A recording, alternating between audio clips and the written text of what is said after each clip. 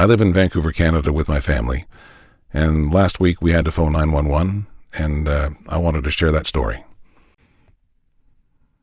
Okay, so here's my story. On Thursday, Grandma lost consciousness at our house. Very inconvenient, let me tell you. However, that's not the point.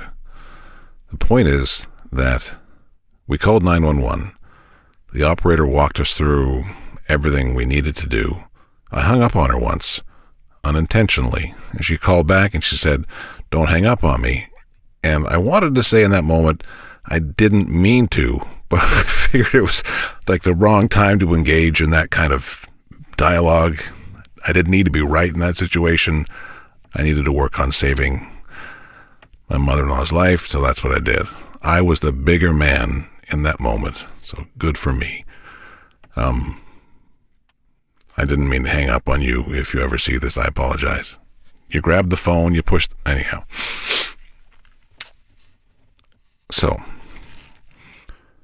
we were able to get Grandma conscious again, and the ambulance arrived in the driveway, and because they were talking to the 911 operator, they knew Grandma had regained consciousness, so they took their time in the driveway to get all masked up and protect themselves from any potential COVID-19 problems they might run into. And then they came in the house and they helped stabilize Grandma, and that was awesome. But then a second ambulance showed up to support the first group that showed up.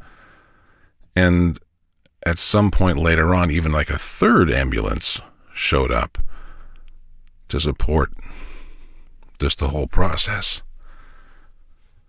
And that happened because people stayed home.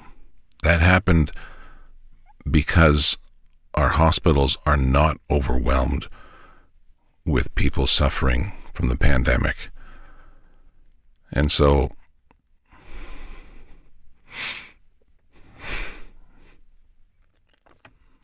people staying home saved my mother-in-law's life.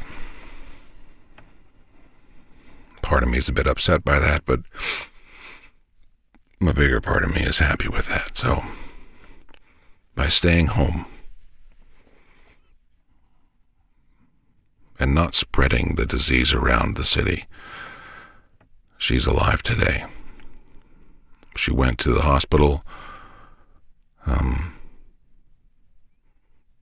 in one of the 3 ambulances, and at the first place they put a temporary pacemaker in, and I think maybe later that day they drove to the second hospital because that's where the pacemaker installers lived. That's where the doctors that do the in pacemaker stuff worked.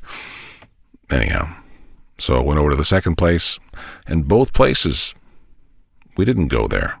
We weren't allowed to go, which is great.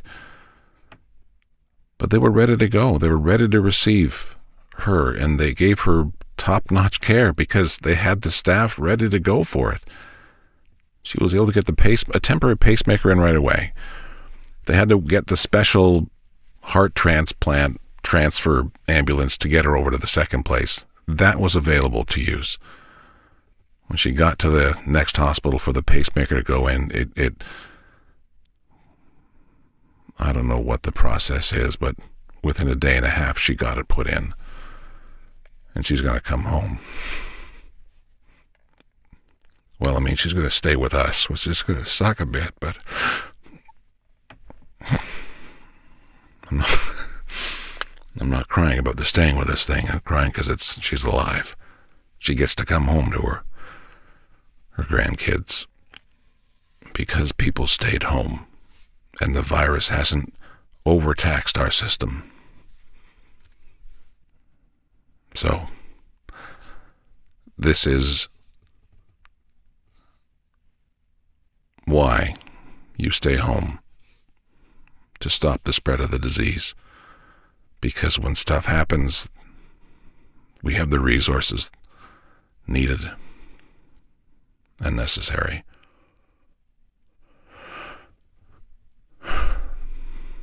That's it.